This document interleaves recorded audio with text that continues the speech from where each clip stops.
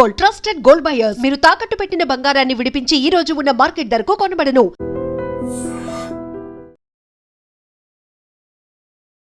Hello viewers, welcome to I dream media. I dream ప్రేక్షకులందరికీ కూడా మహాశివరాత్రి పర్వదిన శుభాకాంక్షలు. మహాపర్వదిన శివరాత్రి అనేసరికి శివుని ఆరాధించడానికి చాలా మంది ప్రత్యేకమైన పూజలు చేస్తుండడం కదా. అందులో భాగంగానే అసలు శివరాత్రి యొక్క మహత్యం ఏంటి, శివరాత్రి రోజు జాగారం ఉండడం వల్ల ఎలాంటి సత్ఫలితాలను ఇస్తుంది, అదే విధంగా మహిళలు ముఖ్యంగా నోములు ఇచ్చేందుకు కూడా ప్లాన్స్ చేసుకుంటుంటారు. శివరాత్రి రోజు ఎలాంటి నోములు ఇస్తే మహిళలు అనుకున్న కోరికలు, అదే విధంగా పసుపు కుంకుమలతో చల్లగా ఉండాలని కూడా దేవుడిని ఆశిస్తుంటారు కదా. అలాంటి వారందరూ కూడా ఎలాంటి సత్ఫలితాన్ని ఇస్తుందో రానున్న శివరాత్రి దాని గురించి అయితే వివరాలు తెలిపేందుకు మన ముందు ఉన్నారు వేద పండితులైనటువంటి రాజేష్ గారు ఉన్నారు. ఒకసారి మాట్లాడతాం. రాజేష్ గారు నమస్తే అండి. మహాపర్వదినం శివరాత్రి అనేసరికి చాలా ఆసక్తిగా ఎదురు చూస్తుంటాం, ఎందుకంటే శివునికి అత్యంత ప్రీతికరమైన రోజు కాబట్టి. కార్తీక మాసానికి ఎంత విశిష్టత ఉంటుందో అదే విధంగా శివరాత్రికి కూడా అంతే విశిష్టత ఉంటుంది. అసలు శివరాత్రి యొక్క మహత్యం ఏంటి, జాగారం ఎందుకు ఉండాలండి? శ్రీ గురుభ్యో నమః. మహాశివరాత్రి అన్నటువంటి విషయం మాత్రమే ప్రజలందరికీ తెలుసు, కానీ ప్రతి నెల ఒక శివరాత్రి వస్తుంది. అది ఎవ్వరూ పరిగణ చేయరు.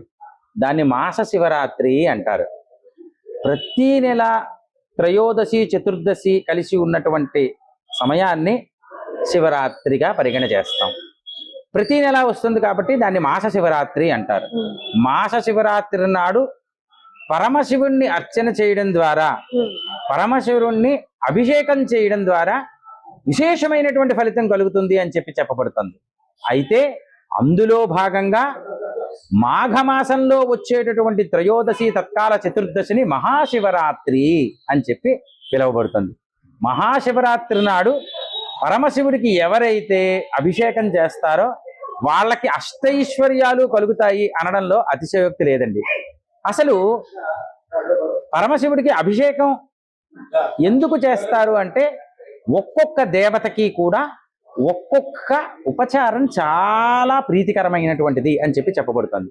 ఉదాహరణకి అభిషేక ప్రియో శివ, అలంకార ప్రియో విష్ణు, స్తోత్ర ప్రియో దేవి, నైవేద్య ప్రియో గణపతి. నైవేద్యం ఎంత జరిపిస్తే గణపతి అంత తృప్తి చెందుతాడు. ఉండ్రాళ్ళు, కుడుములు ఇవన్నీ కూడా.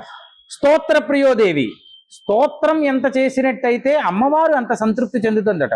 లలితా సహస్రాన్ని ఎన్నిసార్లు పారాయణ చేస్తే అమ్మవారు అంత సంతృప్తి చెందుతుంది. అలాగే అభిషేక ప్రియో శివ, అలంకార ప్రియో విష్ణు. మహావిష్ణువుకి ఎంత అలంకారం చేసినట్టయితే అంత సంతృప్తి చెందుతారు మహావిష్ణువు. అభిషేక ప్రియో శివ, కేవలంగా అభిషేకం చేసిన మాత్రానే పరమశివుడు మనకి అన్ని అభీష్టాల్ని నెరవేర్చి మనతో పాటు పరమశివుడు ఉంటాడు అని చెప్పి ఒక ప్రతీతి. మనం ఏ ద్రవ్యం అభిషేకం చేసినప్పటికీ కూడా, లింగం పైన అభిషేకం చేసినప్పటికీ కూడా ఒక్క చుక్క కూడా ఉండదు, మళ్ళీ కిందకి వచ్చేస్తుంది. దాని అర్థం ఏమిటి అంటే, ఏది శాశ్వతం కాదు, ఏది నీది కాదు, అంతా పరమేశ్వరేచ్ఛ, శివ ఆజ్ఞతోనే జరుగుతుంది అన్నటువంటిది శాస్త్రబద్ధమైనటువంటి విషయం.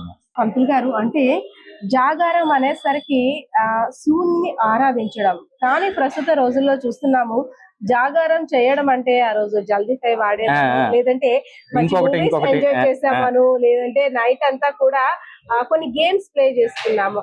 అసలు అంటే జాగారం అనేది ఏ విధంగా చేయాలి, ఆ రోజు చేయవలసిన నియమ నిబంధనలు ఏమి? బాగా చెప్పారు. అసలు ఉపవాసానికి జాగారానికి, ఉపవాసం జాగారం ఈ రెండిటికి ముందు అర్థం తెలుసుకోవాలి. ఉపవాసము అంటే ఏమిటి అంటే, ఏమీ తినకుండా ఉండడమే ఉపవాసం అని అనుకుంటాం.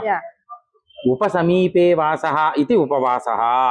ఉపసమీపే వాసః, ఎవరి భగవంతుని యొక్క సమీపంలో మనం స్పెండ్ చేయడం, ఉండడం, దాన్ని ఉపవాసము అంటారు.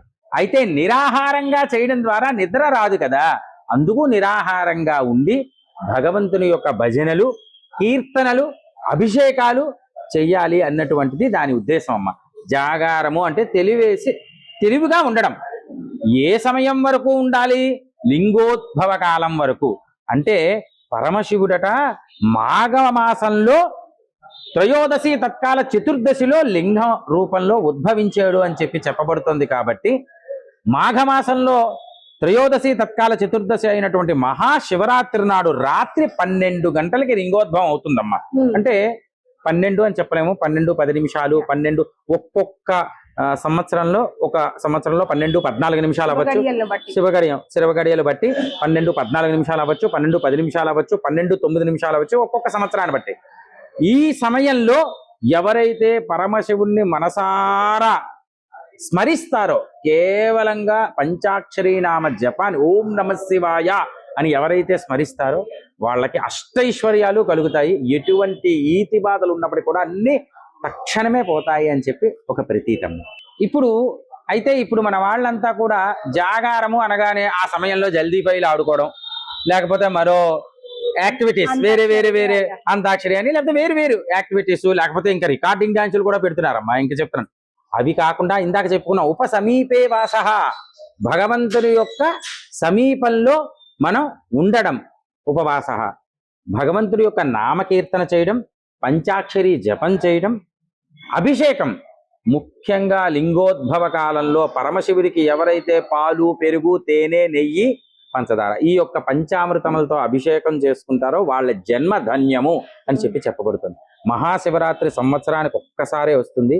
మాఘమాసంలో వచ్చేటటువంటి శివరాత్రి నాడు లింగోద్భవ కాలంలో పంచామృతములతో ఎవరైతే లింగం పైన పరమశివుడు పైన కేవలంగా మంత్రాలు వచ్చినటువంటి వాళ్ళు మంత్రపూర్వకంగా అభిషేకం చేసుకుంటారు. మంత్రం రానటువంటి వాళ్ళు కనీసం నీళ్లు పోసినప్పటికీ కూడా వారి యొక్క జన్మ ధన్యం అవుతుంది అని చెప్పబడుతుంది. అదేవిధంగా మహిళలు నోములు ఇవ్వడానికి ఒక మంచి శుభ గడియలు, శుభ పర్వదినం కోసం ఎదురు చూస్తుంటారు.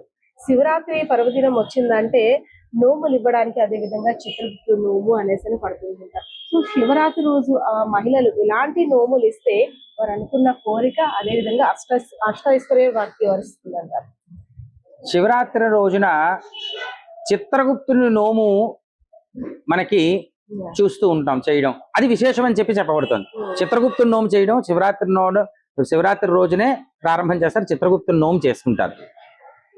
అయితే పరమశివుడు దేనికి కారకుడు? లయకారకుడు. బ్రహ్మ, విష్ణు, మహేశ్వరుడు సృష్టి స్థితి లయకారకుడు. లయము చేసేవాడు శివుడు. మన ఆయుష్ని నిలబెట్టగలిగేటటువంటి శక్తి మన కేవలంగా పరమశివుడికి మాత్రమే ఉంది. చిత్రగుప్తులు మనం చేసేటటువంటి పాపపుణ్యాల్ని లెక్కించి మన యొక్క ఆయుర్దాయాన్ని నిర్ణయిస్తారు కదా. కనుక ఆ సమయంలో చిత్రగుప్తుడి యొక్క నోము చేసుకుని మనం ఏవైనా పాపాలు చేసినట్టయితే ఆ పాపాలు నివృత్తి అయ్యి పుణ్యాల్ని లెక్కించు భగవంతుడా అని చెప్పి చిత్రగుప్తుని విన్నపించుకుంటూ మహాశివరాత్రి నాడు చెప్పుకున్నాం కదా మనం, శివుడి ఆజ్ఞ లేనిదే ఏమైనా కొట్టదు. మనకి ఆయుష్ కావాలన్నా, మనకి మరణం సంభవించాలన్నా కూడా పరమశివుడి యొక్క ఆజ్ఞ కావాలి. అందరూ అనుకునేటటువంటిది ఏమిటి అంటే యమధర్మరాజు మాత్రమే మన యొక్క శరీరాన్ని నుంచి ఆత్మని వేరు చేసి మనకి తీసుకువెళ్తాడు అన్నటువంటిది అందరికీ తెలిసిన. యముడు అంటే భయం. కానీ యమధర్మరాజు కూడా పరమశివుడి యొక్క ఆజ్ఞ లేనిదే శరీరం నుంచి ఆత్మ వేరు చెయ్యలేదు అని చెప్పి శాస్త్రం చెప్తుంది. అదేవిధంగా జాగారం అనంతరం నదీ స్నానం ఆచరించడం అత్యంత మంచి విశేషం, పుణ్యం కూడా. సో ఆ నదీ స్నానం కూడా అనేసరికి కంపల్సరిగా బీచ్ కి వెళ్ళాలి, అది ఒక రోజంతా స్పెండ్ చేయాలి. సముద్ర స్నానం మాత్రమే లేదు ఇంట్లో స్నానం చేయొచ్చు. కొంతమంది అంటే కొన్ని ఆచారాలు, వ్యవహారాలు బట్టి కొన్ని కట్లు బట్టి ఒక్కొక్కరు ఒక్కో రకంగా అంటారు. అంటే జాగారం పూర్తి అయిన తర్వాత అసలు స్నానం చేసి గుడికి వెళ్లాల్సిన సమయం, అవన్నీ కూడా కాస్త వివరించాలి. మనకి మహాశివరాత్రి నాడు జాగరం పూర్తయిన తరువాత మళ్ళీ సూర్యోదయం అయ్యే లోపు, మరుసటి రోజు సూర్యోదయం అయ్యే లోపు సముద్ర స్నానం చేయడం అనేటటువంటిది విశేషమమ్మ.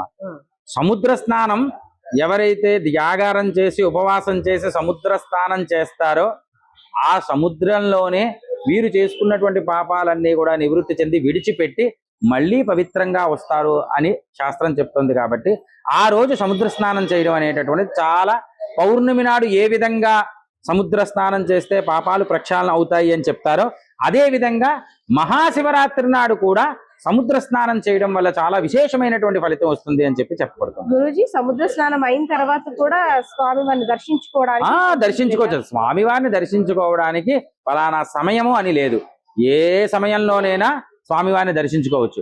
అయితే ఇప్పటి వరకు కూడా జాగారం చేసి అభిషేకం చేసి సముద్ర స్నానం చేసి ఆ తరువాత భుజించాలి అన్నటువంటిది సంకల్పం అంతే.